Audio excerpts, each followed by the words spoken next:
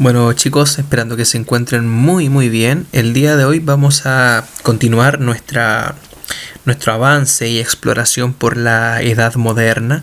Ya habíamos visto previamente cómo la mentalidad del hombre europeo comienza a cambiar en torno a este nuevo pensamiento racionalista, un poco más empírico, un poco más aterrizado en lo que era la comprobación, y dejando de lado algunos elementos existenciales, pero eso tampoco quería decir que el hombre no fuera a ser un creyente en las ideas concebidas por la religión o por la Biblia. Entonces, por un lado tenemos un hombre que es profundamente ansioso por el conocimiento, por saber, ¿cierto? Y descubrir la realidad y el origen de las cosas, pero por otra parte este hombre europeo también tiene esas convicciones vinculadas a la fe cristiana.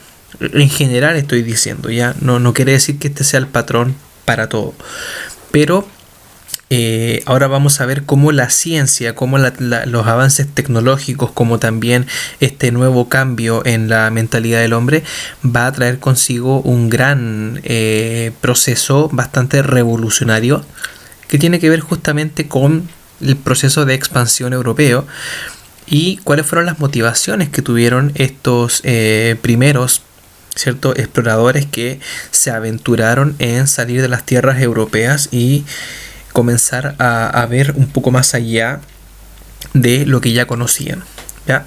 Entonces el día de hoy vamos a ver los factores, vamos a ver las causas de este proceso para poder adentrarnos un poco más en el contenido. Comencemos. Como objetivo el día de hoy vamos a identificar los factores que impulsó la expansión europea y las grandes expediciones a través de análisis de fuente audiovisual, que en este caso va a ser este video, para trabajar la causalidad histórica. Es muy importante ese concepto final que está acá, que tiene que ver con la causalidad histórica. ¿Por qué es importante? Porque todos los procesos históricos se deben a causalidades. Ya nada es por si acaso, nada es fruto del azar, y lo otro es que por lo general, bueno, de hecho siempre es así, los grandes procesos históricos se enmarcan por causas, o sea, es más de una. Hay más de una causa que incide, ya, o sea, si yo les pregunto a ustedes, ¿cuál es la causa por la cual el hombre europeo decidió explorar nuevas tierras? Obviamente ustedes no van a decir una causa, van a decir son muchas causas, y ahí usted la va a enumerar, puede decir cuál considera que es más importante, bueno, eso depende de su análisis. El día de hoy vamos a ver esas causas. Por ejemplo, la primera causa tiene que ver con la idea del mundo en el siglo XV.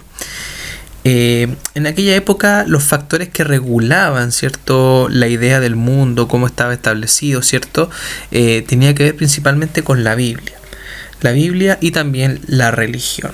Algo muy importante es que la Biblia no establece en ninguno de sus capítulos que la Tierra era esférica, que la Tierra tiene una forma de circunferencia. Entonces se dio el espacio para que la imaginación tuviera cabida, ¿cierto?, en este tema, y por eso que se pensaba que cuando uno llegaba al horizonte, los barcos cuando llegaban al horizonte se caían a un abismo, ¿cierto? Y a la vez también los vientos estaban regidos, ¿cierto?, por elementos más sobrenaturales, ¿cierto? Eran ángeles, ¿cierto?, que soplaban según la voluntad de Dios, ¿cierto?, con respecto a las navegaciones. Entonces los grandes navegantes se sometían, ¿cierto?, a este tipo de situaciones.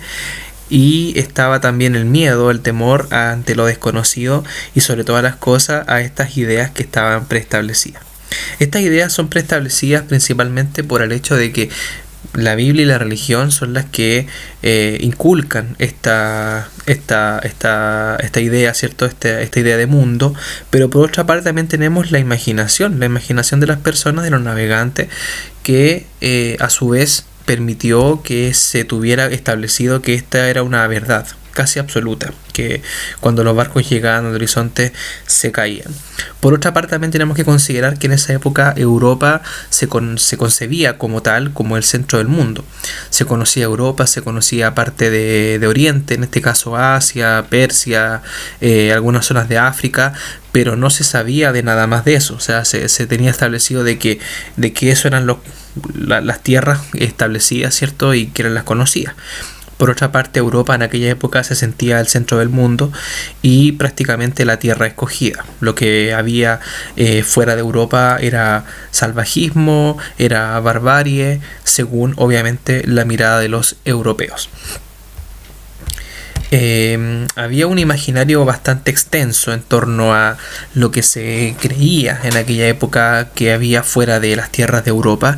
Los grandes navegantes, cuando viajaban por África, cuando viajaban por Asia, relataban sus experiencias, y obviamente sus experiencias por lo general siempre estaban llenas de grandes aventuras, casi heroicas, y esto se empezó a transmitir de boca en boca y se empezó a desvirtuar un poco la idea de los tipos de personas que se encontraban fuera del continente.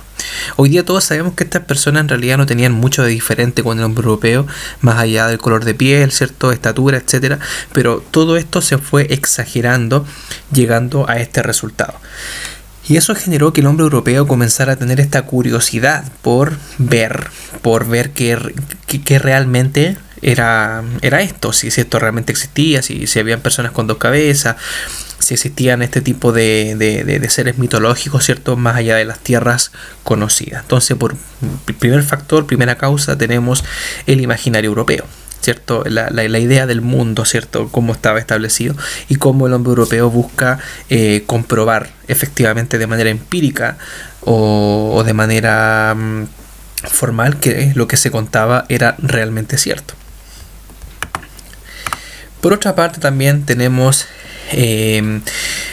por ejemplo acá las motivaciones propias del hombre europeo, del conquistador, del navegante, la curiosidad, el espíritu aventurero, la ambición de riqueza, obviamente encontrar grandes riquezas, y a la vez también dejar fama de sí. Muy importante era para el hombre europeo en aquella época conquistar y obviamente dejar fama, o sea, ser un referente para las demás generaciones y que sus historias se cuenten por generaciones. Era algo realmente muy importante. Comprobar obviamente los relatos de los grandes marineros, ver si efectivamente era tan real lo que se decía, y obviamente expandir el comercio con otras zonas. En este caso hablamos principalmente de Oriente. ¿Y por qué Oriente se vuelve acá un tema muy importante para los europeos? En este caso Occidente. ¿Por qué Oriente es importante para Occidente? Vamos a ver. Marco Polo es uno de los primeros navegantes, ¿cierto?, que en el siglo XV logra viajar hacia Oriente. Él en este caso traza una línea terrestre desde Europa hacia Oriente, y en este caso trajo posteriormente a Europa numerosos elementos gastronómicos, tecnológicos que eran provenientes de Asia, muchos de ellos, y eso causó mucha motivación a los europeos, mucha curiosidad por encaminarse, ¿cierto?, hacia Oriente y poder dar con ese tipo de grandes riquezas. Por ejemplo, teníamos el caso del clavo olor, teníamos el caso del ¿cómo se llama esto? Los grandes, por ejemplo, condimentos, el azafrán, la mirra y algunas otras riquezas, por ejemplo, piedras preciosas, la seda, que se obtenían casi exclusivamente desde Oriente. Entonces, para el hombre europeo, principalmente los reyes, se volvió realmente importante poder dar con ese tipo de grandes riquezas. Y sobre todo porque Marco Polo escribió un libro que se llama el Libro de las Maravillas, y este libro fue prácticamente uno de los manuales que todo explorador en aquella época debía leer.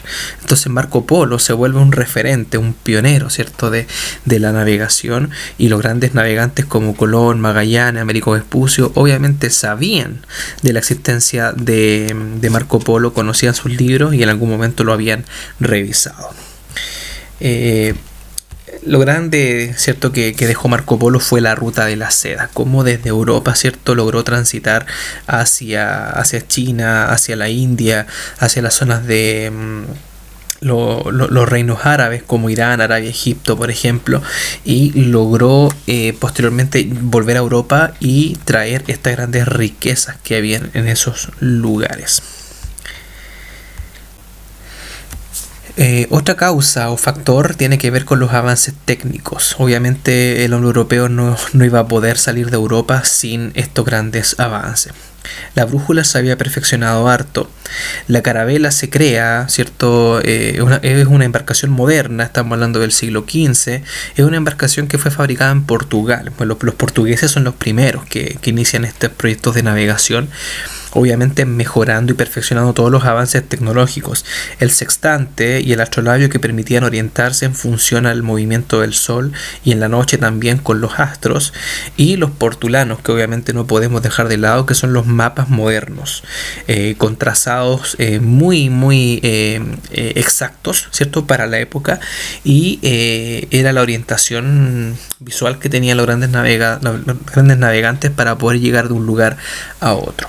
Algo muy importante que considerar es que en aquella época no se sabía de la existencia de América, así que si el hombre europeo quería viajar hacia Oriente, podía trazar una ruta por el mar, pero nunca iba a darse cuenta que efectivamente había un continente que no conocía en la mitad del camino. Es un gran detalle que nos va a servir a entender el posterior viaje de Cristóbal Colón. Como les contaba yo recién, los portugueses son los que iniciaron todo este proceso. Los portugueses, ¿cierto?, parten desde Lisboa, trazando rutas costeras, ¿cierto?, bordeando la costa de África e instalando factorías en estas costas. Las factorías son pequeñas, no quiero mencionar la palabra industria, pero son como centros industriales, obviamente guardando la proporción, porque no existe una industria en aquella época, pero sí asentamientos, pequeñas colonias en las costas de África. ¿Por qué no quiero decir la palabra colonia tampoco? Porque no son colonias. Los portugueses bordearon África, sus costas, pero no se establecieron ahí, sino que simplemente lo hicieron por un tema económico. Y los conquistadores que estaban acá después se devolvían a Portugal. No tenían una ambición de quedarse acá en África conquistando estas zonas. Por eso es que no hay una conquista, ¿me entienden? Ni una posterior colonia. Y después, posteriormente, tenemos el caso de España, que es el segundo país que inicia este proceso después de Portugal, y en este caso bajo el mando de Cristóbal Colón, que va a ser el primer navegante que desde España va a encomendarse, ¿cierto?, con este viaje. Ahora, Cristóbal Colón no tenía ningún objetivo de llegar a América. Él quería trazar una nueva ruta para llegar a Asia, y lo hace por el Océano Atlántico, pensando de que iba a dar la vuelta al mundo. Y lo que no sabía Cristóbal Colón es que en la mitad de su camino se iba a encontrar con un continente nuevo. Obviamente todos los detalles del viaje de Colón y por qué se da esta situación lo vamos a ver más adelante. Aquí lo que importa es que efectivamente España es el segundo país que traza, ¿cierto?, la navegación como su gran estandarte. Y el primero es Portugal. Bueno, Portugal es el pionero de la navegación, es el primer país que inicia este proceso, y obviamente son los grandes artífices de la navegación europea del siglo XV y del siglo XVI. Y van a tener muchos conflictos con los españoles después, posteriormente, cuando los españoles también van a querer encaminarse en este proceso. Y bueno, un detalle muy interesante es que Fernando de Magallanes, o Hernando, ¿cierto?, nombre original como se plantea, este navegante de origen portugués va a ser el primer navegante que va a dar la vuelta al mundo. Él va a atravesar, ¿cierto?, el Océano Atlántico, va a pasar por la zona sur de América, ingresando al estrecho que lleva su nombre, el estrecho de Magallanes, que se encuentra justamente acá en Chile, y posteriormente llega de vuelta por las islas del sudeste asiático, bordeando las costas de África y llegando nuevamente hacia Lisboa, en este caso Portugal. Es el primer viaje, ¿cierto?, con forma de vuelta al mundo que está registrado, ¿ya? Bueno, chicos, efectivamente esta fue la clase relacionada justamente con las motivaciones, el origen, ¿cierto?, y cómo el hombre europeo comienza en este caso a trasladar sus objetivos económicos, objetivos personales, y la ciencia también dispuesta en torno a la navegación, lo cual en un futuro va a ser realmente muy importante, porque de aquí nos estamos encaminando hacia el encuentro de Europa con América.